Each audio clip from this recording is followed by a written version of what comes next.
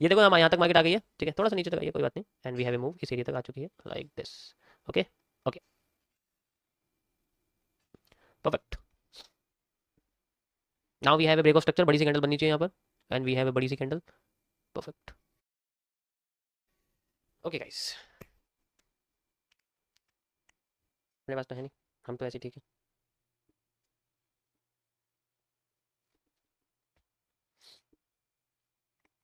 जब भी हैमर आता है मार्केट को उठाता है, because it is a repeating of structure. लेकिन वो हैमर ना लेवल पे आना चाहिए, ऐसे नहीं कहीं भी बन गया जो है, कुछ कहीं भी कैसे ही बन गया। ये इसका 100% जोन है guys, you know what zone is this. अभी ये इस लेवल से उठ रही है, आपको दिख रहा है ये वाला जो लेवल है आपके सामने, यहाँ से उठ रही है एग्जैक्ट इस जगह से, लाइक दिस। सेम जो स्ट्रक्चर आपके सामने दिखा है यहाँ पर, बढ़िया वाला, मस्त एकदम। Okay okay.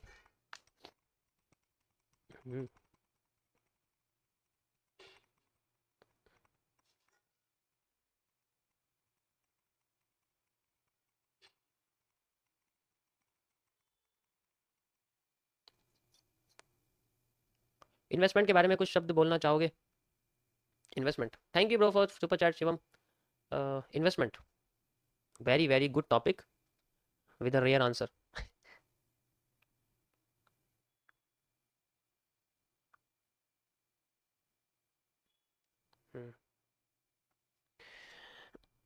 इन्वेस्टमेंट,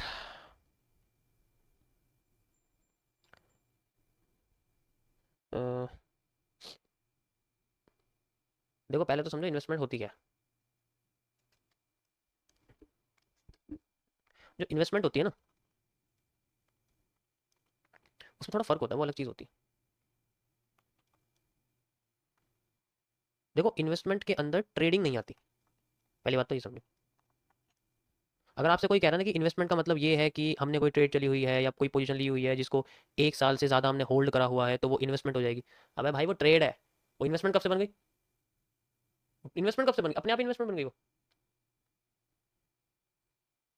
अगर हमने होल्ड कर रखा है तो वो इन्वेस्टमेंट नहीं बनेगी, वो होल्डिंग्स के अंदर आता है, वो फंड्स बन जाता है एक तरह से, जैसे हम लोग म्यूचुअल फंड बोलते हैं, ठीक है, प्रोविडेंशियल फंड्स बोलते हैं, वो फंड्स बन जाते हैं, वो इन्वेस्टमेंट नहीं होती। हम उसमें इन्वेस्ट करते हैं, वो अलग बात है। अब इन्वेस्टमेंट का फंडा अलग है, ये ट्रेडिंग से रिलेटेड नहीं है। इन्वेस्टमेंट होती है बड़े लेवल पर, वेयर, देखो मैं आपको एक वैल्यू बताता हूँ। अकॉर्डिंग टू मी, इन्वेस्टमेंट का मतलब होता है इंडिया में, हमारी कंट्री की अगर बात करूँ, इन्वेस्टमेंट का मतलब होता है if we invest more than more than 7 crore rupees, तब एक इन्वेस्टमेंट अमाउंट होता है। अगर मैं यूएस की बात करूं, मोर देन $5 मिलियन, वो इन्वेस्टमेंट होता है, ठीक है। इन्वेस्टमेंट अमाउंट तो ये होता है। अब इन्वेस्टमेंट पीरियड क्या होता है? इन्वेस्टमेंट पीरियड ये होता है जिसमें, जिसके अंदर 11 मंथ्स गिने जाते हैं। एक एग्रीमेंट की तरह होता है, एक तरह से 11 मंथ्स गिने जाते हैं इसके अंदर, ठीक है, एग्रीमेंट की तरह होता है। दूसरी चीज, इन्वेस्टमेंट का तीसरा पार्ट जो होता है, वो डिपेंड करता है किसी स्टॉक के अंदर, डायरेक्ट स्टॉक को खरीदा जाता है इसके अंदर, डेरिवेटिव नहीं होता इसके अंदर। तुमने कभी फॉरेक्स में इन्वेस्टमेंट सुनी है? फॉरेक्स ट्रेडिंग सुनी होगी, फॉरेक्स इन्वेस्टमेंट नहीं सुन सकते तुम लोग, क्योंकि होती नहीं है। फॉरेक्स में हमेशा बंदा डेरिवेटिव खरीदता है, लेकिन इन्वेस्टमेंट के लिए फॉरेक्स के अंदर क्या करते हैं, किसी भी देश की करेंसी को खरीद कर रख लेते हैं, डेरिवेटिव नहीं रखते। इसमें क्या करते हैं, किसी भी देश की, एग्जाम्पल के लिए, करेंसी को खरीद के रख लेते हैं। जैसे मान के चलो मैंने $10,000 या $10 मिलियन खरीद के रखे हुए, $10 मिलियन मेरे पास डॉलर में पड़े हुए हैं, ये इन्वेस्टमेंट होती है, रखी रहेगी रखी रहेगी रखी रहेगी रखी रहेगी रखी रहेगी। ये फॉरेक्स क्या होता है, फॉरेक्स में ट्रेडिंग अलग होती है, उसमें तो डेरिवेटिव होता है सारा, डेरिवेटिव के बेसिस पे गोल्ड में खरीदूंगा तो डेरिवेटिव में तो मिलेगा। लेकिन अगर मैं गोल्ड को बाय स्टॉक के तरीके से खरीदूंगा, मैंने बाय मैंने इसको आउंस में खरीदा हुआ है, या मैंने इसको अपनी भाषा में जो है कैरेट्स में खरीदा हुआ है, ठीक है, उसमें अलग कॉन्सेप्ट होता है, ठीक है, कैरेट्स में खरीदा हुआ है, तो वो अलग है, उसमें मैं इन्वेस्टमेंट कर रहा हूँ, मैं गोल्ड करके अपने घर में रख रहा हूँ फिजिकल फॉर्म में। और तुम खुद समझ जाओ, उसमें फिजिकल फॉर्म में 2-3 लाख का गोल्ड नहीं हो सकता, हैवी ही अमाउंट होता है, अच्छा खासा अमाउंट होता है, और ये रखने के ऊपर भी सारे प्रोसेस से गुजरना पड़ता है, टैक्सेबल होना चाहिए, लीगल होना चाहिए, ऐसा नहीं कि कुछ भी रख ले, तो फिर बेचने जाओगे तो कौन खरीदेगा इतना सारा, ठीक है। तो सारी चीज़ें लीगल के तरीके से होनी चाहिए, सारा कि कितना रख सकते हैं कितना नहीं रख सकते, वो सारा कॉन्सेप्ट होता है, कि डिजिटल फॉर्म में रखना चाहिए या फिर किसी फिजिकल फॉर्म में रखना, तो वो इन्वेस्टमेंट होती है।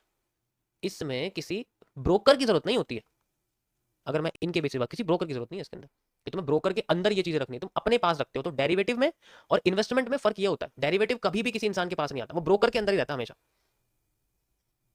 भाई अगर मैं तुमसे बोलूं तुम गोल्ड में ट्रेड करो, क्या तुम गोल्ड में पैसा लगा के गोल्ड घर पे निकाल लोगे अपना?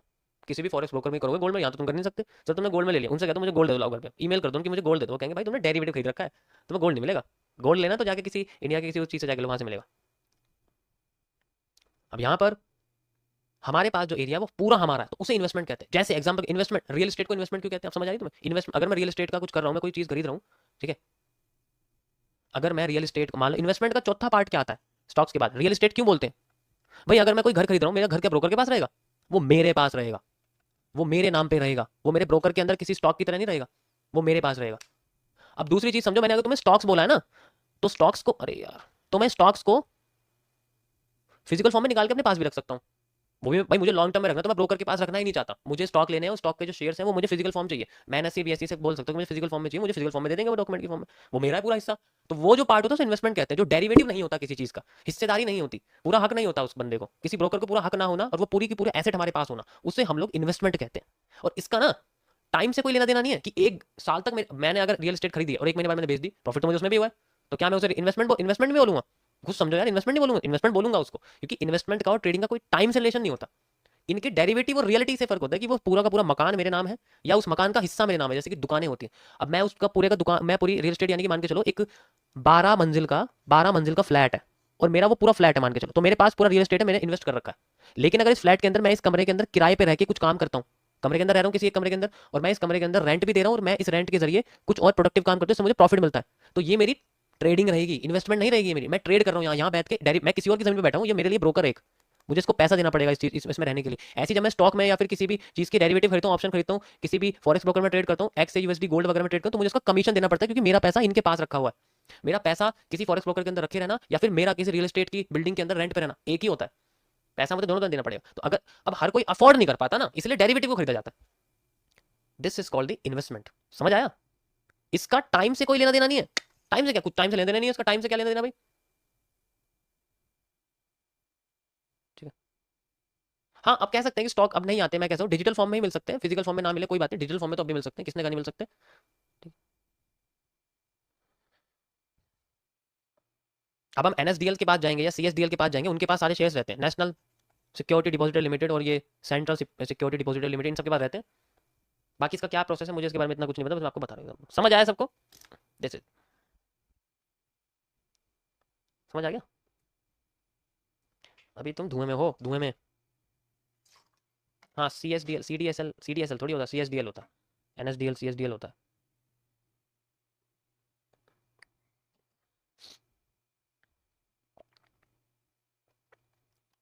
ओके।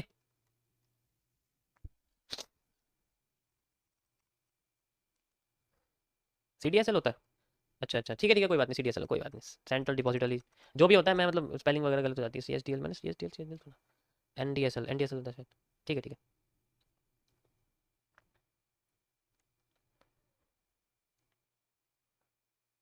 मतलब मैं ट्रेड चल रहा हूँ, मेरी ट्रेड एक साल पुरानी होगी तो वो इन्वेस्टमेंट बन गई। कैसा फालतू का क्वेश्चन है यार, कैसे एक्सप्लेन करते हैं लोग, फिर समझ में नहीं आता। कहाँ से सीख के आते हैं जो दूसरों को सिखाते हैं। ठीक है ठीक है। Okay guys, okay okay. I have same thing.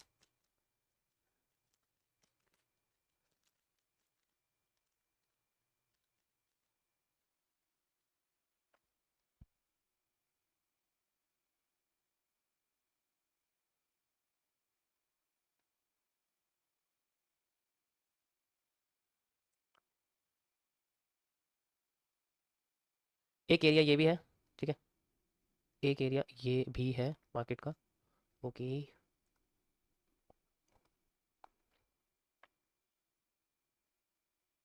सारा खेल पेशेंस का है, बस और कुछ नहीं। यहाँ पर मार्केट ने कुछ रेस्पेक्ट नहीं करा, यहाँ पैटर्न तो बनाया, डायरेक्ट बना दिया, लेकिन ऊपर कोई बेस इनगल्फिंग है ही नहीं, इन्वर्स है, इन्वर्स है। बेस इनगल्फिंग फेल कर रही है ना बार बार, तो डायरेक्ट वो काम नहीं कर रही मार्केट में, हमें चाहिए शूटिंग स्टार। क्यों? क्योंकि अरे ये कान से क्यों बना दिया मैंने, क्योंकि गिर ही शूटिंग स्टार से रही थी, देख रहे हो? बेस एंगल्फिंग नहीं, शूटिंग स्टार चाहिए हमें, शूटिंग स्टार। ठीक है। वैसे लेवल तो ठीक था, बट ये फेल करिए, ये काम नहीं करिए। ठीक है। लेवल तो ठीक था, ये होता है कभी कभी वो काम नहीं करती है। 100% तो कभी ठीक नहीं हो सकता कोई भी। ओके। ये मैंने डिमांड कहाँ से ली थी, मेरी समझ में नहीं आ रही, मैंने कहाँ से डिमांड ली हुई है ये? अच्छा, यही वाली ली है, okay okay okay. Okay, perfect. Okay guys, so ये हमारे सामने दोबारा से वही आई है, लेकिन इस बार ये पूरी सप्लाई देके आई, देखो ना, पूरी सप्लाई देके अब आई। पहले भी इसी तरीके से गिरी थी, इस बार भी गिरी है, रिकवर कर गई थी, इस बार रिकवरी अगर आधी करती है तो we will see reversal. Okay, ये समय यहाँ तक रखता हूँ बस, जस्ट लाइक दिस। इसमें हमें कुछ मूव देखने को मिला, मार्केट में एक फेक आउट दिखाया हमें, मतलब लुभा के चली गई। ओके। लुभा के चली गई। अब आया मजा, कमजोरी दिखी। इसके बाद जो ग्रीन कैंडल थी वो एनगल्फ कर रही थी, लेकिन ये कैंडल हो गई कमजोर and we have a reversal. इसी चीज का तो फायदा उठता है कैंडल। हमें पता है मार्केट में जब बेस एनगल्फिंग बनी थी तो उसके बाद अगली कैंडल एनगल्फ कर गई थी। इस बार बेस एनगल्फिंग जब बनी है तो ये हो गई कमजोर, ठीक है, एनगल्फ नहीं करा इसने। ओके, नेक्स्ट कैंडल को देखो, कॉपी पेस्ट करते हैं हम लोग। ओके, ये कर गया एनगल्फ, तो इसके बाद देखो मार्केट एकदम नीचे गिर गई। कितना नीचे गिर गई मार्केट अपने आप को, ओके, गिरा के ले गई नीचे। सो इससे ये पता लगता है कि मार्केट में ये जो यहाँ से लेके यहाँ तक की डिमांड है ना, ये अपने आप को अगर पूरी नहीं करती तो we have a reversal. 50% area तो ये है। 50% एरिया कौन सा है, ये वाला, यहाँ तक तो इसका 50% एरिया, जस्ट लाइक दिस। कमजोरी इसने यहाँ दिखा दिया, ये इसका वो एरिया है 50% वाला। ओके, फिलहाल के लिए। अब यहाँ पर मैं यूज़ करने वाला हूँ एक straight line like this. Okay, ये या स्ट्रेट लाइन यूज़ करूँ क्या? नहीं, स्ट्रेट लाइन नहीं कर रहा, स्ट्रेट लाइन किसी काम की नहीं, बेकार है। नहीं, स्ट्रेट लाइन नहीं कर सकता मैं, कर्व लाइन ही करनी पड़ेगी। कर्व लाइन बेस्ट, क्योंकि मुझे किसी भी तरीके से ये वाली बुलिश एंगल्फिंग कनेक्ट करनी है। ये बहुत बढ़िया जगह पे बनी हुई है। ये देखो नीचे कनेक्ट हो गई सारी, परफेक्ट। नीचे की सारी बुलिश एंगल्फिंग कनेक्ट हो गई, ये भी कनेक्ट हो गई, ये भी कनेक्ट हो गई, एंड देन नाउ यहाँ से मार्केट ने ब्रेक डाउन दिया है फिलहाल के लिए। ये इसका वो रीज़न है जहाँ से मार्केट ऊपर आ सकती है। Thank you for super chat bro. Sir मेरा पहला डिनर कहाँ से स्टार्ट करूँ? आप बिगिनर हो तो आप जून जुलाई की लाइव स्ट्रीम देखो, इंटरमीडिएट हो अगस्त सितंबर की एमएमसी आपको पता लग जाएगा, हाउ डज एमएमसी। बस तुम्हारी पढ़ने की उम्र है, क्या पढ़ रहे हो ये? कमजोरी का फायदा उठाया नहीं उठाया? याद है मैंने परसों भी आपको एक कमजोरी का फायदा दिखाया था कि कैसे उन्होंने कमजोरी का फायदा उठाया तो फिर बाद में मार्केट नीचे गिर गई थी। ये वही चीज़ है, एक कैंडल से पता लग गया था इसमें क्या होने वाला है। बस मैंने आपको पहले बोला, मैं हर एक कैंडल को आइडेंटिफाई करने की जरूरत नहीं, ओनली वन कैंडल, सिंपल, ज़्यादा कुछ नहीं है इसके अंदर। और देखो वहाँ तक गई भी नहीं है, 50% से रिवर्स कर गई, सप्लाई पूरी दे दी इसने अब, ठीक है।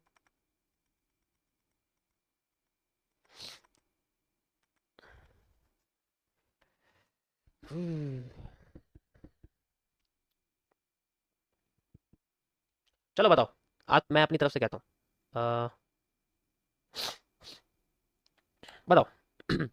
आज लाइव स्ट्रीम पे मैं ट्रेडिंग व्यू के मैक्सिमम टूल्स को एक्सप्लेन करूँ with reason, places, acceptance, types of market and where they are used. बताओ, करूँ सारे के सारे टूल जब तक मार्केट नखरे कर रही है तब तक? अब तो नखरे करेगी। आज की स्ट्रीम बहुत इंपॉर्टेंट हो जाएगी और मुझे प्राइवेट करनी, मतलब मेंबर्स ओनली करनी पड़ेगी मुझे फिर, ये सिर्फ क्योंकि ये बहुत इंपॉर्टेंट हो जाएगी फिर, इसलिए कह रहा हूँ करा जाए। चलो मैं थोड़ा पूल करता हूँ, उसके बाद ही पता लगे कि कुछ लोग लगे। देखो पहली बार बता रहा हूँ, अगर ये एक्सप्लेन कर दिया तो ये तुम्हें परसों तक दिखेगी सिर्फ, उसके बाद ये हो जाएगी या तो प्राइवेट या मेंबर्स ओनली, क्योंकि ये बहुत इंपॉर्टेंट हो जाएगी फिर। ट्रेडिंग व्यू टूल्स इंफॉर्मेशन, आई मेरी उंगली दो रहा है इसके अंदर। हाँ, जल्दी जल्दी वोट करिए गाइस, जल्दी जल्दी वोट करिए, आई वांट वोट्स। देखो ऐसा है, अगर तुमने इसमें ध्यान नहीं दिया ना तो ये तुम्हें वीडियो दोबारा मिलने वाली नहीं है, प्राइवेट तो होके रहेगी अगर मैंने आज तुम्हें से एक्सप्लेन कर दिया। पहले सुन लो, ए टू जेड बताऊंगा, चाहे 2 बज जाए रात के 2 बज जाएंगे, मैं मुझे फर्क नहीं पड़ता, मैं पूरा एक्सप्लेन करके जाऊंगा फिर, इसलिए कह रहा हूँ 6 घंटे की स्ट्रीम हो जाए चाहे।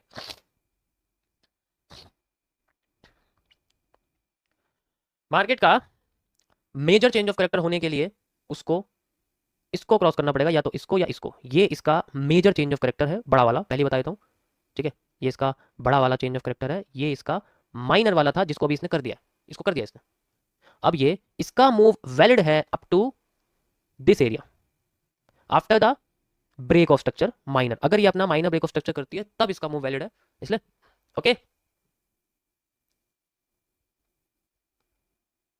भाई मेरे आसान तरीके से समझाना, अगर हाई लेवल पे समझाना है तो रहने दो। नहीं नहीं, मैं सिंपल समझाऊंगा, बिल्कुल सिंपल समझाऊंगा, बहुत जीरो से बताऊंगा, बिल्कुल जीरो, एकदम जमीन से बताऊंगा आपको। ओके ओके, शुरू करें।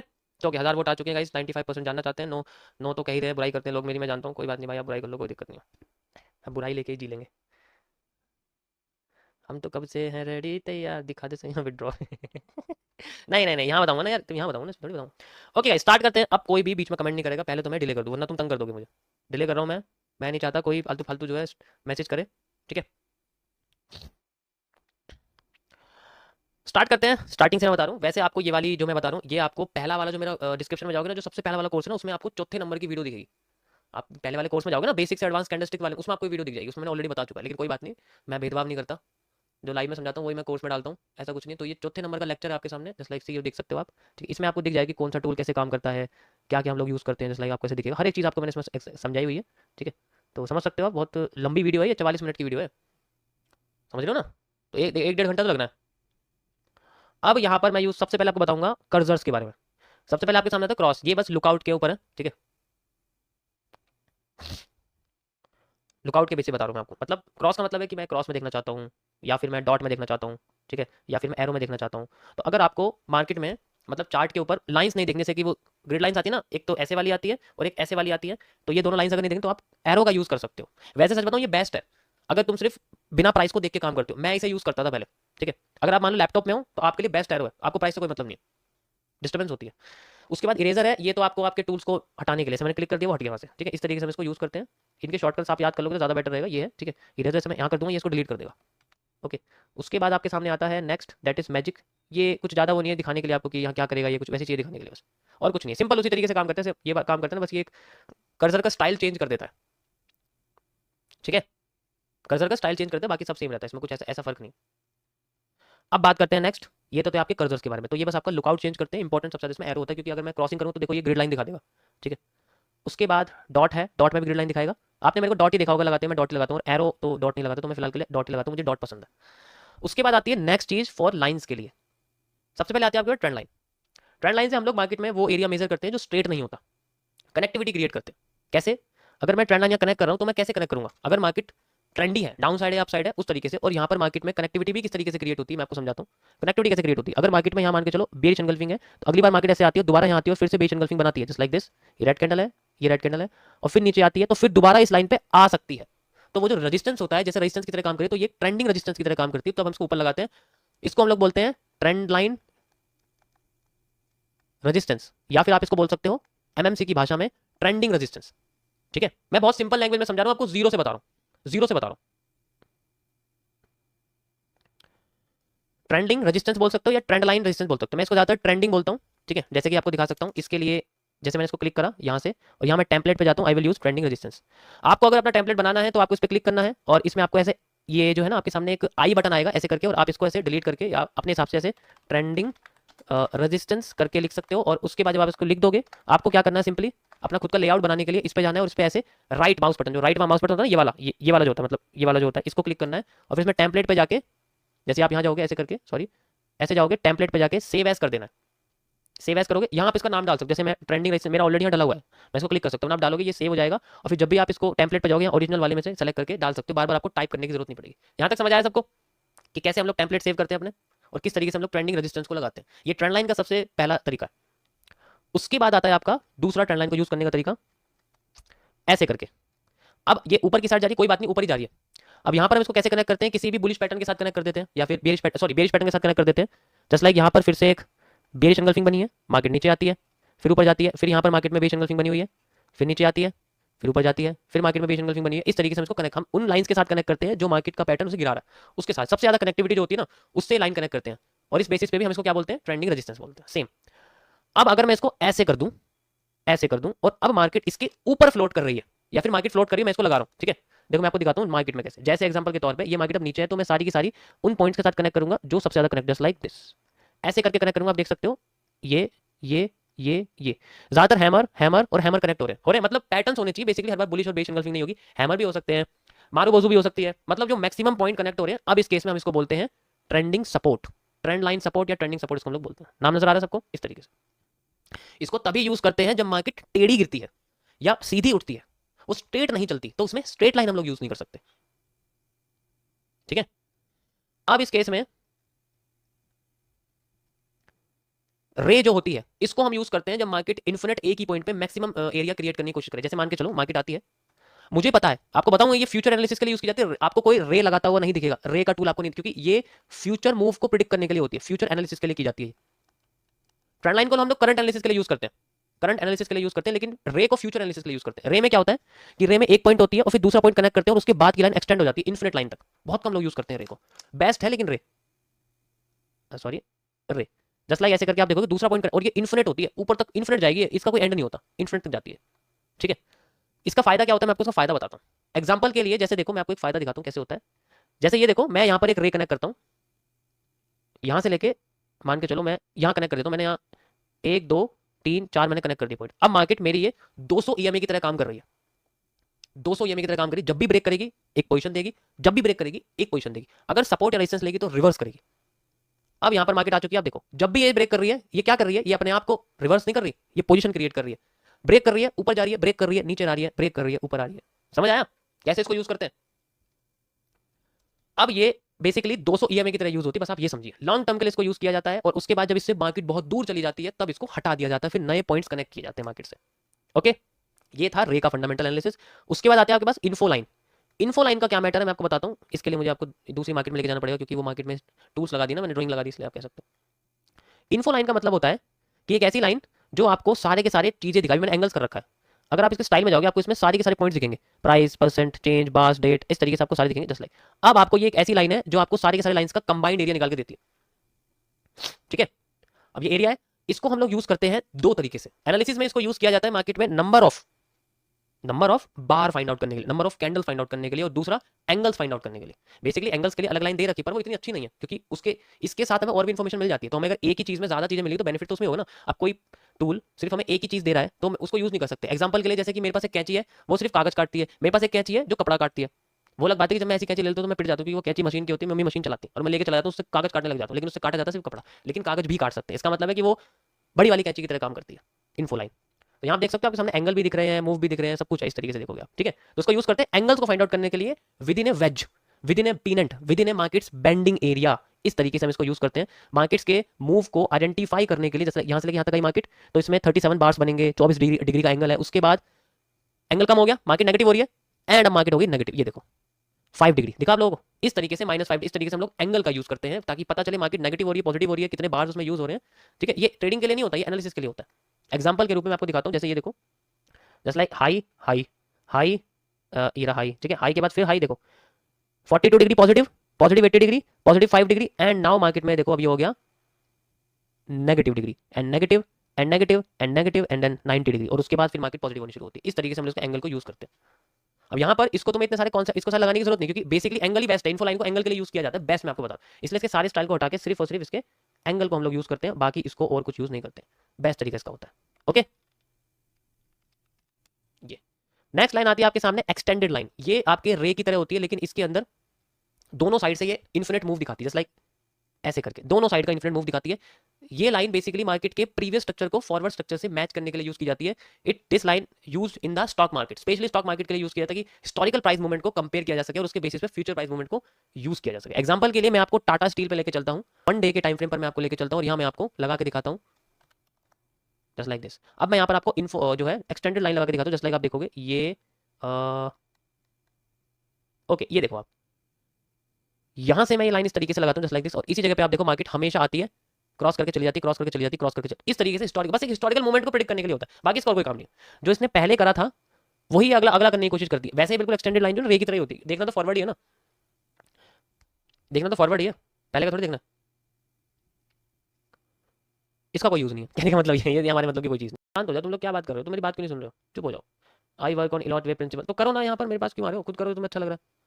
उसके बाद आता है आपके पास ट्रेंड एंगल। ये बिल्कुल वही जो अभी आपको इन्फोलाइन बताया, एंगल बताता है आपको इस तरीके से। मैं इसको पहले यूज करता था समझाने के लिए कि एंगल क्या होता है, बिल्कुल इस तरीके से आपको एंगल समझना। But Infoline is the best, best है इन्फोलाइन, उसमें आपको सारी चीजें मिलती हैं, तो इसकी कोई जरूरत नहीं है। एंगल को हम लोग यूज करते हैं, अभी मैं आपको आगे बताऊंगा इसका कैसे यूज होगा, एंगल का और एडवांस लेवल में बताता हूँ। सो ये था हमारे पास दूसरा टूल। नेक्स्ट टूल आता है हॉरिजॉन्टल लाइन। इसकी कोई नीड नहीं है, इसकी कोई नीड नहीं है, ये किसी काम का नहीं होता, इसकी कोई नीड नहीं है, ट्रेडिंग में इसकी कोई नीड नहीं है, मैं तुम्हें रियलिटी बता रहा हूँ, इसकी कोई नीड नहीं। इसका काम क्या होता है, ये करता क्या है, ये बेसिकली किसी प्राइस के हाई और लो के बारे में बताता है, बस आप ये समझो। It only tells the high and low of the price, और अगर मार्केट इस प्राइस से ऊपर अपनी क्लोजिंग करती है या नीचे अपनी क्लोजिंग करती है तो उस हिसाब से वो रिएक्ट करती है, जैसे सप्लाई डिमांड बने रहते हैं। सप्लाई डिमांड आप लोगों को अच्छी तरीके से पता ही हो कैसे काम करते हैं, ठीक है। जो कुछ नहीं करता उसको सब लगाएंगे, किसी को नहीं पता उसका मतलब क्या, क्योंकि सबको हाई लो करना है, और ये हाई लो के लिए यूज की जाती है, इसलिए क्योंकि सबसे सिंपल होती है। समझ आया, हॉरिजॉन्टल लाइन का हम लोग इस तरीके से यूज करते हैं, बस हाई लो के बेसिस पे यूज की जाती है।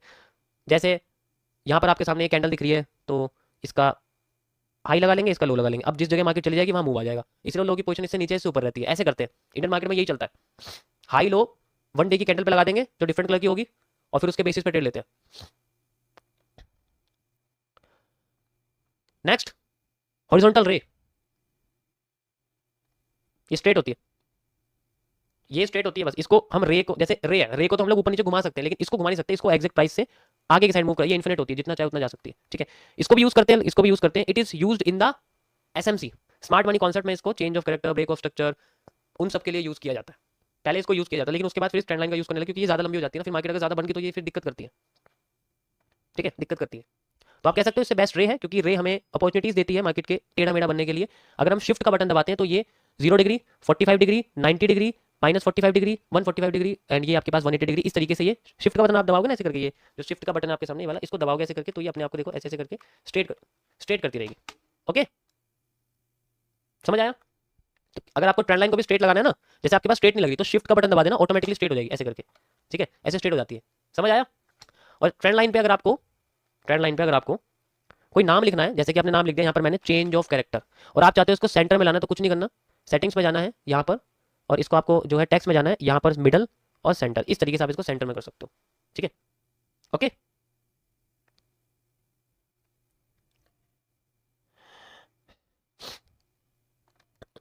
ओके, नेक्स्ट आता है आपके सामने वर्टिकल लाइन। ये इंफॉर्मेटिव होती है, ये यूज की जाती है मार्केट में इवेंट्स के टाइम को आइडेंटिफाई करने के लिए, ठीक है। अभी रुको जरा, अभी बेसिक लग रहा है ना, अभी रुको जरा, एक बार पिच फॉक्स में आने दो मुझे, फिर बताता हूँ। ये आइडेंटिफाई की जाती है, जैसे नीचे आपको इवेंट दिख रहा है, इवेंट्स की डेट को आइडेंटिफाई करने के लिए। आप मेरी पुरानी लाइव स्ट्रीम पे जाओ, आपको मैंने यहाँ लगा के दिखाई हुई है, कई बार मैंने लगाई हुई है, वहाँ आपको दिख जाएगा। ये इवेंट्स के टाइम को आइडेंटिफाई करने में लगाई जाती है, ठीक है, इवेंट्स के टाइम को आइडेंटिफाई करते हैं इसको। जैसे ये एक ये हो गया, इसी तरीके से एक ये हो गया, यहाँ पर ऐसे करके लगाते हैं कि इवेंट्स आने वाला है, ये टाइम है हमारे पास। बेसिकली अलर्ट्स को लगाने के लिए लगाई जाती है, हॉरिजॉन्टल अलर्ट्स होता है, ठीक है, समझ गए। क्रॉस लाइन बेसिकली दोनों साइड के लिए होती है, जैसे कि मुझे इसके टॉप पे लगानी है, तो मैं इस तरीके से इसका टॉप लगाता हूँ और इस तरीके से लगाता हूँ, यहाँ सारा हिस्सा बनाने के लिए होता है। मतलब एक बॉक्स में इंटीग्रेट भी करना है मुझे, तो मैं इस तरीके से इसका लो लगा सकता हूँ ऐसे करके, तो ये बॉक्स हो जाएगा हाई लो डेट रेंज, इस तरीके से हो जाएगा। बाकी सब सेम रहता है, इसमें कोई फर्क नहीं है, बाकी सब सेम है, कोई कुछ भी फर्क नहीं पड़ता इससे मार्केट में। ये बस एक आइडेंटिफाई करने के लिए की जाती है कि इसमें हमें देखना है कि इसके पहले कितना मूव था, इसके बाद कितना मूव आया है, और वो रेंज मतलब वो इवेंट आया है उस समय पे, या कोई इवेंट ना, इवेंट आया उसके बाद कितना मूव दिया है, उससे पहले कितना मूव दिया था। ये हिस्सा मार्क करने के लिए यूज किया जाता है बेसिकली मार्केट के। दूसरा इसका पोजीशन है सेंटर पॉइंट फाइंड आउट करने के लिए। एग्जांपल के लिए सेंटर पॉइंट कैसे, एग्जांपल के लिए मैं आपको बताता हूं, जैसे एक कैंडल है जस्ट लाइक दिस, आप देखोगे तो मुझे पता है मार्केट यहां से यहां तक ऊपर उड़ गई, और यहां पर मार्केट में एक हैंगिंग मैन आया, उसके बाद आ गया बुलिश एंगल्फिंग का पैटर्न। अब मेरे लिए ये कैंडल होगी सेंट्रल एरिया, तो मैं इस कर्व लाइन, इस क्रॉस लाइन का यूज करूंगा और इसकी क्लोजिंग पे इसको लगा दूंगा। अभी मेरे को पता है क्या हेल्प करेगी, मैं आपको बता दूं हेल्प कैसे करेगी। इसकी क्लोजिंग से आप देखोगे कि ये सेंटर कैंडल बन चुकी है। अब मार्केट अपने आप को यहाँ रेस्पेक्ट जरूर करेगी, इसी जगह पे मार्केट अपने आप को सेंटर क्रिएट करेगी। देखो central area, market is moving 50% यहाँ से यहाँ तक मूव, 50% यहाँ से यहाँ तक मूव, 50% यहाँ मूव, 50% यहाँ मूव, 50% यहाँ मूव, 50% यहाँ मूव, एंड देन उसके बाद क्रॉस मूविंग अपसाइड। ये क्या करती है, मार्केट को आधा कर देती है। लेकिन इसको लगाने का तरीका डिपेंड करता है कौन सी कैंडल को आप चूज कर रहे हो। ये एडवांस लेवल में आती है for finding the markets central area, the area which determines the 50% of breakdown breakout.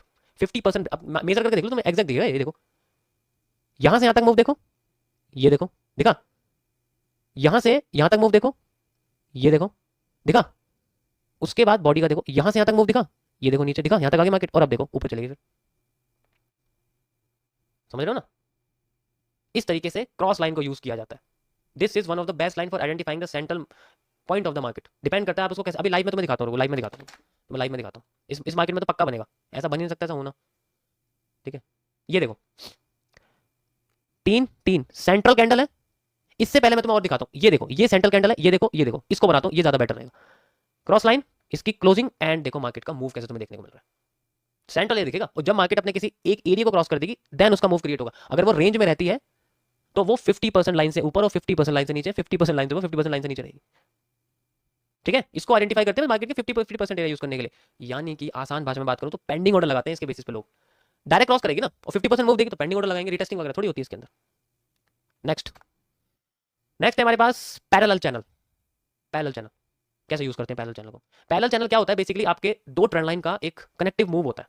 दो ट्रेंड लाइन जब एक साथ जुड़ जाए पैरेलल एक साथ, तो एक पैरेलल चैनल बनाती है, ठीक है। ये सबसे बेस्ट है, this is one of the best.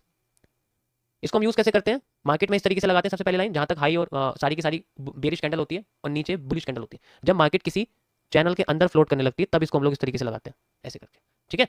मतलब एक रेंज मार्केट, जैसे एग्जांपल के तौर पे आप ये देख सकते हो, मैंने नीचे की सारी ग्रीन कैंडल्स को कनेक्ट किया है जस्ट लाइक इस तरीके से। जब भी मार्केट से बाहर निकलेगी फिक आउट देगी, बाहर निकलेगी फिक आउट देगी, एंड देन जब इससे बाहर आ जाएगी मार्केट मूव क्रिएट कर देती है। एग्जांपल के लिए दोबारा से आप नीचे देखो, यहाँ पर ये वाला हिस्सा आप देखो, यहाँ से यहाँ तक लाइक दिस, यहाँ से गई फेक मूव दिया, रिवर्सल में हमने फिर बना लिया, इस तरीके से होता है।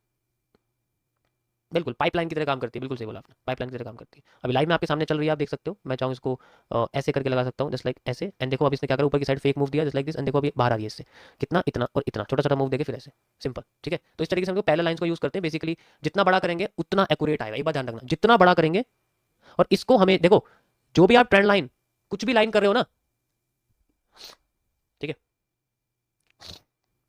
जो भी आप यूज कर रहे हो, किसी भी चीज को आपको विक लाइन से कनेक्ट नहीं करना है, आपको सिर्फ उसकी बॉडी की क्लोजिंग और ओपनिंग से कनेक्ट करना है। विक का कोई वैल्यू नहीं होती, वो बस एक फेक मूव होता है रिकवरी का। तो आपको अगर कुछ भी यहाँ पर कनेक्ट करना है, ठीक है, तो आप हमेशा कैंडल की बॉडी से कनेक्ट करोगे, उसको कभी भी उसकी हाई लो से कनेक्ट नहीं करोगे, बेकार हो जाएगा सारा मामला, उससे कोई फर्क नहीं पड़ता। ठीक है, ओके ओके, उठ गई मैं ऐसे आई फिर उठी, चलो कोई बात नहीं, छोड़ो इसको, फेक आउट था वो। अब दूसरा पॉइंट, रिग्रेसिव ट्रेंड। इसमें उसमें क्या फर्क है भाई बताता हूँ, बना के दिखाता हूँ आपको। ये रहा आपके सामने एक ऑटोमेटिक ट्रेंड, आपके सामने निकल के आ जाएगा। मतलब आपको क्या करना है, सेम पैरेलल चैनल की तरह होता है, बट इसको यूज नहीं करते। ठीक है, इसको यूज करने की जरूरत नहीं है आपको, बस समझ लो ये क्या होता है। दोबारा लगा के दिखाता हूँ। रिग्रेसिव ट्रेंड क्या करता है, आपके मार्केट के इस तरीके से हाई लो, मतलब कैंडल्स की बॉडीज को कनेक्ट करते हैं, बेसिकली उन्हीं पैटर्न्स का कनेक्ट करते हैं, और ये आपको एक रेंज के अंदर रखता है मार्केट को। एंड देन जब इसको क्लिक करते हो और ये अपने आप को ऑटोमेटिकली एडजस्ट कर देता है। इसे मैं एडजस्ट करने की जरूरत, जैसे मैं अभी अगर पैरेलल चैनल बनाऊं मान लो, तो पैरेलल चैनल बनाने के लिए मुझे क्या करना पड़ेगा, इस तरीके से इसको नीचे करना पड़ेगा। ये नीचे नहीं करता, ये ऑटोमेटिकली कर देगा। जैसे मैंने लगाया यहाँ पर, ऐसे करके आपको दिखाता हूँ, तो यहाँ से लेके हाई लगाया मैंने, तो ये अपने आप बना देगा, ऑटोमेटिक बना देता है, इसको बनाने की जरूरत नहीं है। ठीक है, ये ऑटोमेटिक चैनल बनाता है, जो बेस्ट चैनल होगा वो बनाने की कोशिश करेगा, ऐसे ये क्रिएट करता है। तो इस ये बिगिनर्स के लिए है बेसिकली, ये एडवांस लोगों के लिए नहीं है, जिन्हें नहीं पता कि मार्केट में मुझे पैरेलल चैनल कैसे ड्रॉ करना है। तो आपको बस एक लाइन कनेक्ट करनी है, दूसरी ऑटोमेटिक हो जाती है। ध्यान से देखो, मैं आपको दिखाता हूँ कैसे काम करता है। ठीक है, अब यहाँ पर मेरे को समझ में नहीं आ रहा मैं पैरेलल चैनल कैसे लगाऊं। मैं पैरेलल चैनल ऐसे लगाता हूँ और मार्केट में मुझे ऐसे दिख जाता है, जबकि कोई मतलब ही नहीं है ऐसे बनने का।